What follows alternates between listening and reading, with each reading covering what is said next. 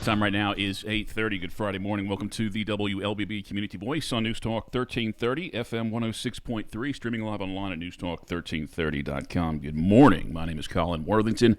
My guest will approach to this like Jeopardy here. We'll describe her first. If you're watching on the Facebook page, you already know who she is. But she was elected mayor of Carrollton 2019, took office in January of 2020. Current term expires in December 31st, 2027. Grew up in Bowden, graduated from Bowden High School. She and her husband, Don, live here in Carrollton. Began her career in public service in the city of Bowden, where she worked for more than 17 years. 1997, she became probate court judge for Carroll County. Served for 22 years before retiring in December of 2018. She and Dawn have 3 daughters and 3 grandchildren. Her name is Betty Cason, again, mayor of Carrollton. Good morning. Good morning. And you didn't say that I started when I was really young. Very young.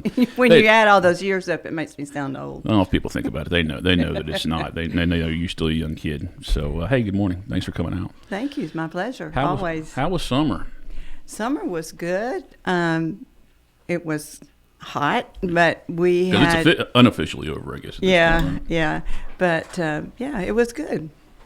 A lot of events again this year in Carrollton, and the Lakeshore Park officially opened all this year. Yeah. What Carrollton didn't have this year was the big swimming hole. And that's true. That's true. But it's going to be worth the wait. And, people said, well, why did y'all do it in the summer? And so the construction, it just about has to be done in the summer, because if you wait till the fall and winter, you get into as far as the concrete, right? The weather aspect, and then it might not be ready for next spring. And by starting in the summer, we'll be up and going and ready to go when the warm weather comes back next May. Is the maximum capacity going to be bigger? Because, people are going to be excited to use this. Yes, it is going to be bigger. The pool is the same, but there's going to be some renovations to the pool. And there will be a splash pad, and there will be picnic areas. New parking is going to come off of MLK. And some green space. So we're just really excited. And, if people have seen the rendering, it is going to be really exciting. There's going to be the new clubhouse type with new changing rooms. And if you've ever been out there, those were probably the original ones. Mm-hmm. So we're just real excited about it. And, you bring that up, and you bring up Lakeshore. It's just really been a very progressive period for us, and I'm so appreciative of it. Of course, we got a $2 million grant from the state to do the water park. And so then we use splosh money to, sorry, it's fall, it's allergy season, to renovate Lakeshore. And I cannot tell you the positive reactions we've had with Lakeshore. We have 2 or 3 that still complain, but everybody does. But just to drive by there any day of the week and see the people out there, the children out there. Of course, we did update the playground and added a lot of things to the playground. We have a music garden in the playground, and the new covered facilities out there are used all the time. And children, people bring their children out there. They can, have their snacks or their lunch or their picnic, and the children can play. They can go down to the covered pavilion on the lake and go fishing. And the boardwalk is great too. That was just such a great asset to our area out there. And, with our children and, well, I say our children, our juniors and seniors and all those think they're grown now, the prom pictures and, pictures we see all the time out there. And, it gave them a new place to go. Betty Cason, mayor of Carrollton, our guest on this morning's Community Voice program. Before I started working here, I lived a little north of Carrollton, and didn't come to Carrollton for anything, but I did come here for the Sandcastle Playground with my son. Yes. Is this? I haven't been down that road to look at it, but it was a fabulous place. It's still maintained and everything. It still is. We've done some renovations to that also. It was in need of some love, and we've done that to to try to keep it maintained, and because it's still used. I mean, it is still Well, it's used huge. a lot. I mean, for a little kid, for a 3 or 4 year old kid, it's huge, and offered a lot of stuff. I mean, and it just popped in my head. I mean, I haven't even thought about it in 10 years, I bet. But you talking about the kids playing at the. Well, you know what? We had somebody come to visit us, and they said, I have never seen so many parks in one city. Mm-hmm. And when you start looking around at all the little parks that we have throughout the city, we have a lot of parks. And that's really good because, sometimes the one on College Street at Smith Park, right there at the intersection of City Hall Avenue and College Street. I don't know how many weddings I did in that pavilion out there. I mean, the little gazebo thing, and there was a swing out there. So, the parks kind of meet everybody's needs, and we're real excited about that. And, we try to bring recreation and for everybody, whatever the age is. You mentioned a grant that benefited, I guess, the building of Lakeshore. You and I talked earlier this week about a $9.2 million grant, right? That's going to benefit Maple Street. And this is so hard to be excited in lieu of everything that's happened in the last week or so in our community and other communities. But I'm telling you, when we got that call Tuesday afternoon that we had been awarded $9.2 million for the Maple Street Corridor project.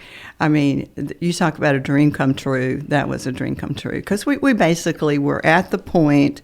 We had about 25 members of this committee, business owners, residents, community leaders, community partners, Georgia Power, EMC, just everybody was on this committee. And, I mean, we've been working on it probably 2.5 years.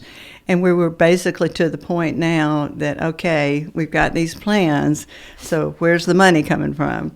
So I can't say enough about Haley Beaver. She is our grant writer for the city. She's a superstar. Yeah. Oh, I'm telling you. I mean, it's unreal. We've been so blessed. Every time you say something, though, publicly about her, she's thinking, ka-chink. Yeah. I mean, she's going to start putting in for the raises.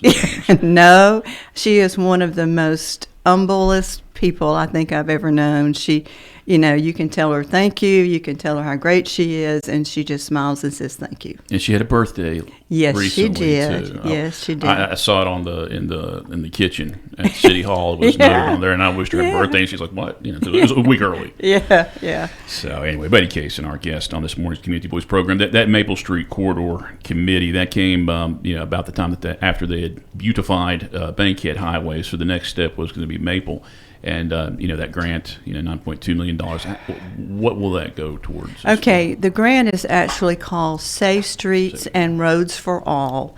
And this is basically to make that corridor more pedestrian, bicycle, traffic friendly. And doing that, there will be beautification in it. And so we're very excited, and I think people will, after the Bankhead project was done and people realize just what some landscaping can do, some lighting can do, the brick, you look at them and you think they're brick pavers, but it's some kind of asphalt, I don't know what the name of it is, but anyway, that's actually put on the existing street to make it look like it's pavers. And that just, those kind of things just enhance the street so much and the businesses. And, one of the things that came out of the committee was to bury the power lines on Maple Street. But, of course, now if somebody wants to give us about $30 million. Is that it? That's it.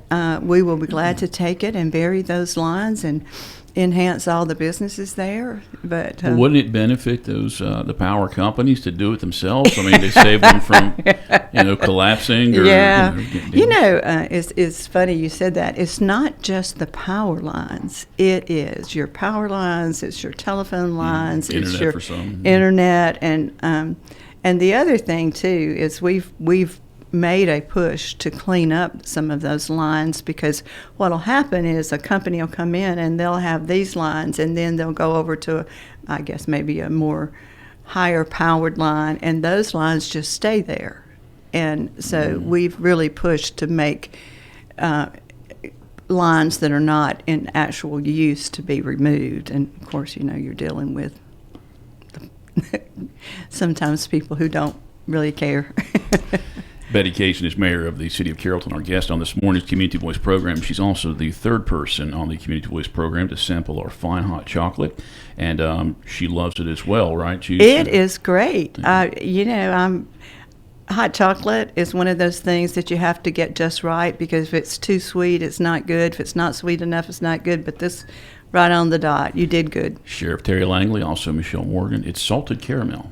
Is it? Oh, okay. When you come on the Community Voice, you're going to want to try and in this new, really pretty WLBB blue cup. Series 3, those cups. So, all right, time right now is 8:41. My name is Colin Worthington. Again, Betty Cason, our guest. We'll take our first break. We're on the News Talk 1330 WLBB Facebook page. So if you have any questions or comments, feel free to post those, and I'll take a look at those during the break. Community Voice brought to you by Tanner Health System and Oak Mountain Academy. Health is a journey. It's making better choices, even when it's not easy. It's taking care of yourself and the people you love. At Tanner Health System, we're there for you with every step, with primary care, heart care, cancer care, women's care, orthopedics, surgical services, and so much more. We're dedicated to helping you live and feel your best. So let's get on that journey to health. You've got places to be for many years to come. Find us at tanner.org. The Entrepreneur Scholar Journey at Oak Mountain Academy is designed to provide students with a clearly defined curriculum-based track to acquire essential knowledge and skills for success in business and leadership. Critical areas include identifying entrepreneurial characteristics, selecting a value position, and business model development. I'm Patrick Uran, head of school, inviting you to journey with us on the mountain. For more information, visit us at oakmountain.us. Discover your journey at OMA. Prepare, explore, and achieve.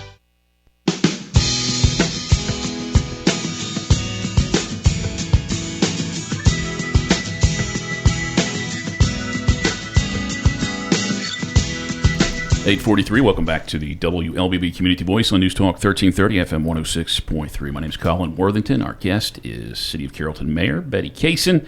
Housing is always a topic in Carrollton. What's the good, the bad? What do we need at this point? Well, I think I've talked about this before. We brought in a consultant, and he is known throughout the state and actually throughout the nation. His name is John Hunt.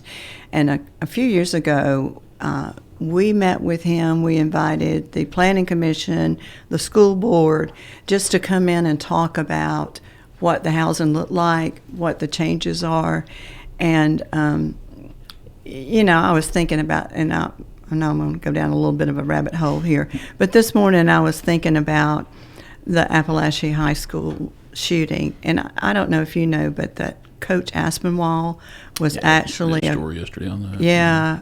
Well, I'm sorry I missed it, but yeah, a UWG graduate, grew up in Rome, and I was thinking I had a little bit of kickback on some things I had said during my campaign about gun control, and it's not gun control. That's not what I'm talking about. I'm not talking about somebody that has their pistol, their hunting gun. And I grew up sleeping under my dad's shotgun. I mean, people just had different respect for guns then than people do now. And I thought, it's so sad that we cannot protect our children in this country.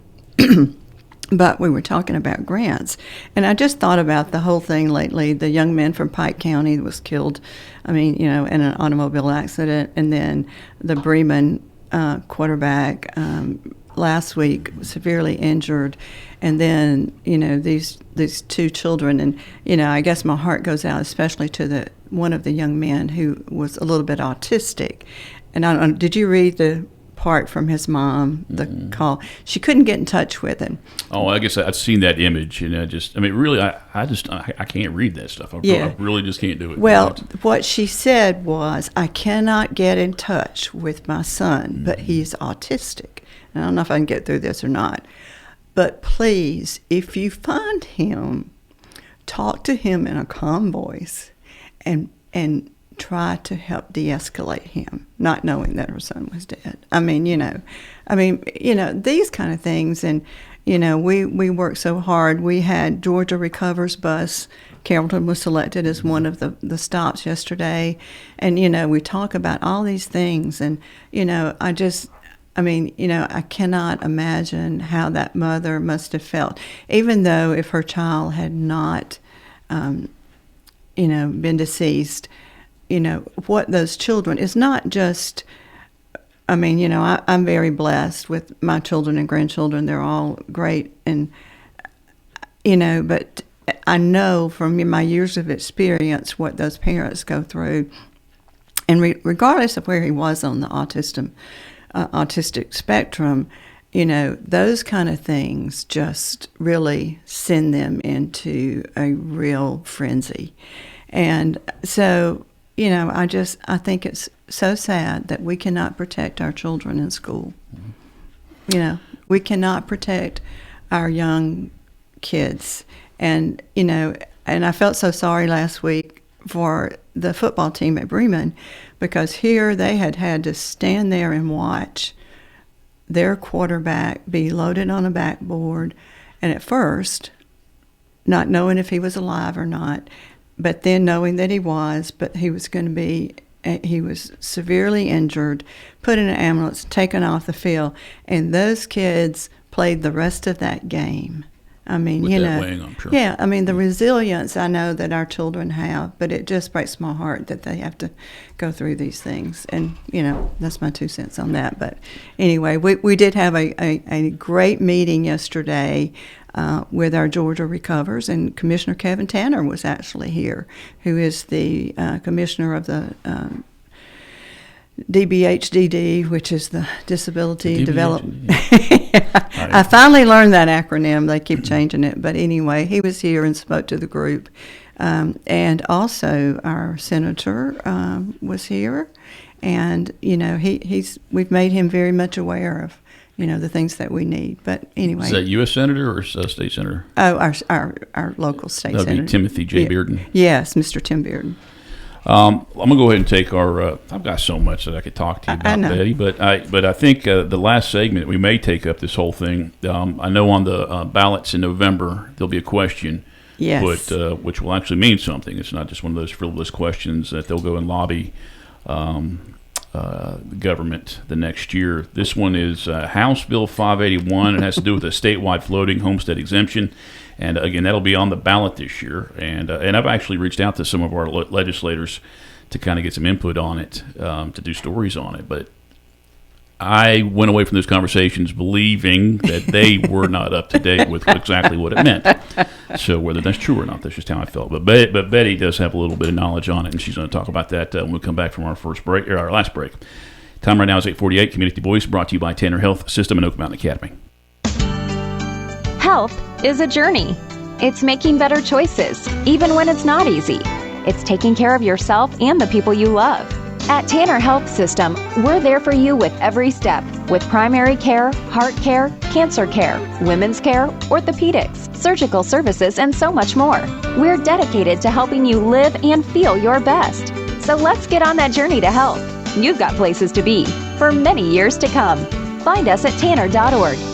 Oak Mountain Academy is an innovative school of academic excellence celebrating over 61 years. I'm Patrick Uran, head of school, inviting you to join us on the mountain to see our mission and vision in action. Academic excellence, a faith-based environment, and dynamic opportunities are just a few of the reasons our families choose Oak Mountain Academy. Academic scholarships and tuition assistance are available. For more information, visit us at oakmountain.us. Discover your journey at OMA. Prepare, explore, and achieve.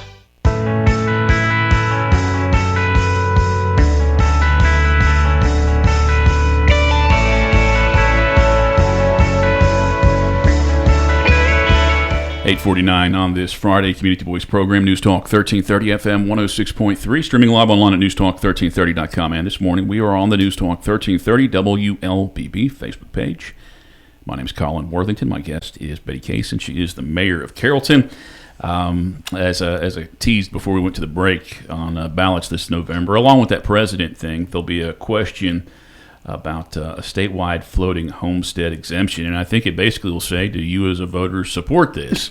I don't know how much detail will be on there. I can't imagine enough detail will be on there for you to make a good decision, or for me to make a good decision for that matter. But I suspect the way that the question is phrased, that everybody will jump on it and vote to support it. You know, that's probably one of those questions on the ballot that'll get 100% support. Yeah. It's like, hey, do you support this exemption? Yes. Anytime you see tax exemption, you're more than likely going to get support. Well, you know, I've told you before, I served on the Georgia Municipal Legislative Committee, and, you know, going through this from January till April was really an experience, especially with House Bill 581, because believe me, there were several versions out there before it really got down to the passing at the last minute. And I think that's given the legislatures a break, you know, from the time it gets there and the time it gets changed and all the things that get put in there.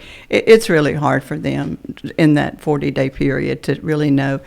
But this is my understanding of it so far, and I've read it twice, and you know, all the legalese and stuff. But basically, the true meaning of it was to help taxpayers who, okay, let's say we'll use my house for example. On the thing, it's valued at $350,000.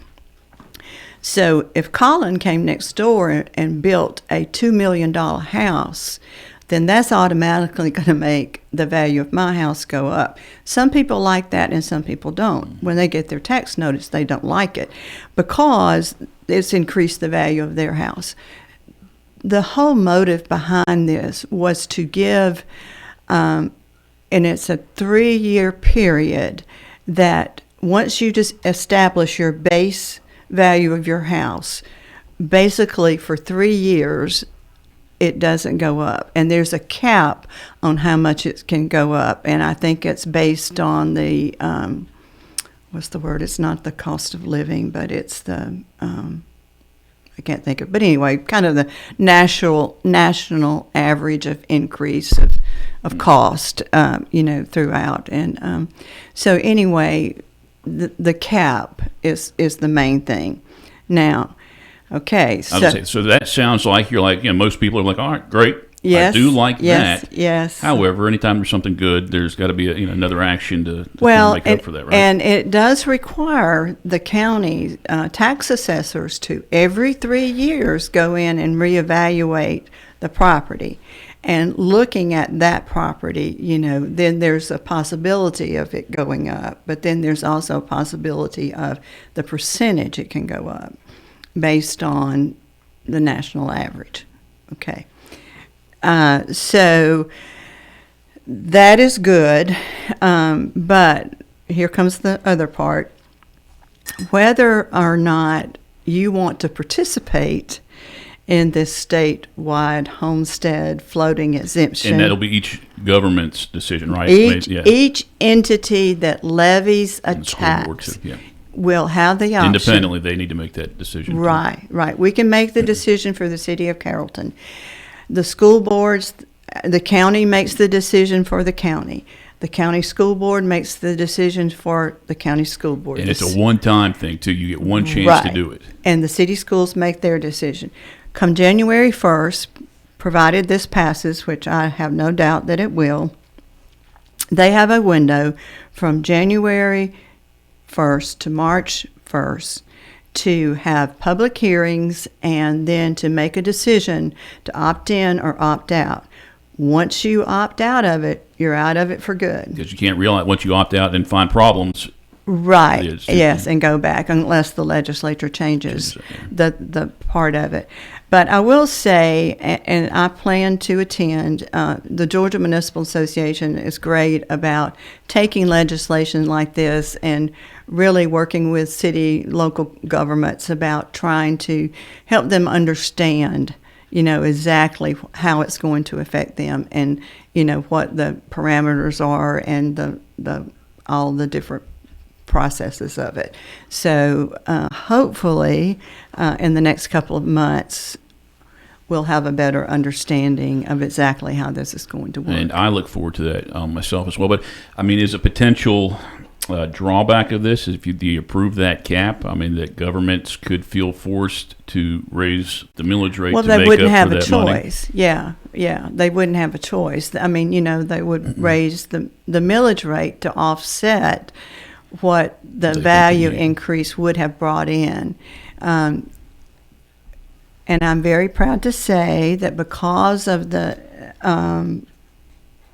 value increase, excuse me, and the industrial growth of our community, the city of Carrollton has not had a millage rate increase probably in almost 30 years. Mm-hmm. Mm-hmm. So that's good. We have one of the lowest millage rates of anywhere around. And, I have two thoughts on that. We're very good stewards of our taxpayers' money, but we also have lots of other things that influence our assets and our funds for the year. So it's not just based on the property tax. So with that, and what the other thing people need to understand is when you set the millage rate, that affects your automobile tax, tag tax. It affects your any kind of ad valorem, your personal property, your boats, your jet skis, your trailers, and all of that. I mean, it affects a wide range of things. So it's not just real property. Time right now is 8:57. Again, Betty Cason has been our guest on this morning's Community Voice program. If you missed any of it, it'll be in full podcast form on our website, newstalk1330.com. It's also on the Newstalk 1330 WLBB Facebook page. It'll be both places forever and ever.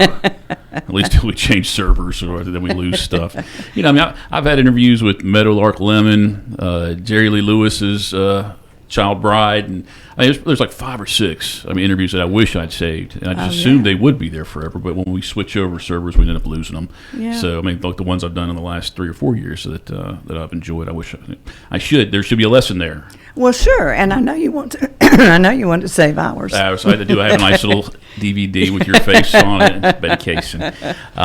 Thank you for coming out. Thank you, morning. Colin, and I appreciate what y'all do for our community. Thank you for saying. This weekend we've got a minute. David Pippin, and yes. Is it Friday or is it Saturday night at the Amp? Don't ask me. You guys wouldn't do it on Friday because of high school football, right? Yeah, I'm pretty sure it's Saturday night. Just like what nobody will plan a wedding during the fall in the South because of college football, right? Absolutely. All right, Betty, thank you again. You're for welcome. Coming out. My pleasure. Monday, we're going to introduce you to our brand new sports director. We had some changes here at the Grady Communications over the last several months. So we got a brand new sports director. We're going to bring him in. He's actually a pretty well-known dude. You may have heard him on the radio before. I think, is he doing football games for us right now? So yeah, he's doing football games. But we'll reintroduce him on Monday's program. So I hope you will tune in for that. Have a great weekend, everybody. Community Voice has been brought to you by Tanner Health System and Oak Mountain Academy.